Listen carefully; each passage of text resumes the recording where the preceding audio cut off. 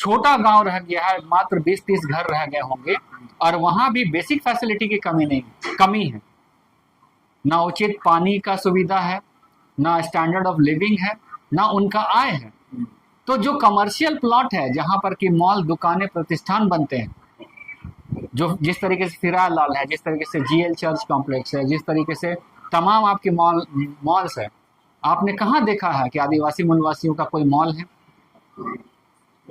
तो जब तक यहाँ के मूलवासी लोग यहाँ के इकोनॉमी के ग्रोथ में अपनी सहभागिता को नहीं निभा पाएंगे, तब तक वाकई में अगर सही मायने में बात किया जाए तो आर्थिक विकास यहाँ के लोगों का नहीं होना। मैं ये चाहता हूं कि यहाँ के आदिवासी मूलवासी लोग भी झारखंड राज्य के साथ साथ देश के विकास में, जीडीपी के विकास में अपनी सहभागिता को निभाएं। और सरकार जितने भी यहाँ पर रही, तमाम सरकारों का ये दृष्टिकोण नहीं है कि यहाँ के आदिवासी मूलवासियों को उस तरीके से तैयार किया जाए कि वो देश निर्माण की तरफ आगे बढ़े।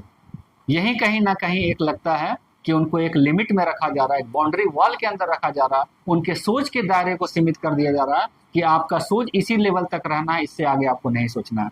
आज हेमंत सोरेन बोल रहे हैं कि हम विदेशों में स्टूडेंट को भेज रहे हैं पढ़ने के लिए।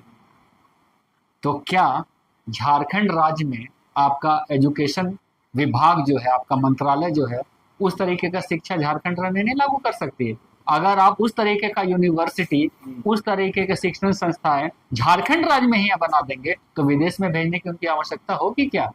अब यहाँ पर देखिए, मैट्रिक का क्वेश्चन लीक कर जाता है ना। तमाम जो इस तरीके की परीक्षाएं जिसको कि हम कल्पना नहीं कर सकते थे क्वेश्चन लीक होगा। पहले हम लोग सुनते थे कि मेडिकल के परीक्षा में क्वेश्चन लीक हुआ, इंजीनियरिंग के परीक्षा में क्वेश्चन लीक हुआ, लेकिन अब तो मैट्रिक और इंटर और ये सब परीक्षा में भी क्वेश्चन लीक हो रहा है। तो ये जो मशीनरीज जो आपके काम कर रही हैं, इनको तो जेल के सलाखों के पीछे डाल दिया जाना चाहिए। और जो भ्रष्ट पदाधिकारी हैं जो जेल गए, उनको जिम्मेवारी देने का काम सरकार में किया जा रहा। मुझे तो समझ में नहीं आ रहा कि किस तरीके का सोच के साथ सरकार काम करना चाहती है। और मैं तो ये भी बोलना चाहता हूं कि अगर झारखंड राज्य का विकास करना तो ब्यूरोक्रेसी के अपर मोस्ट लेवल पे भी यहाँ आदिवासी मूलवासियों को ले जाने का काम करना चाहिए।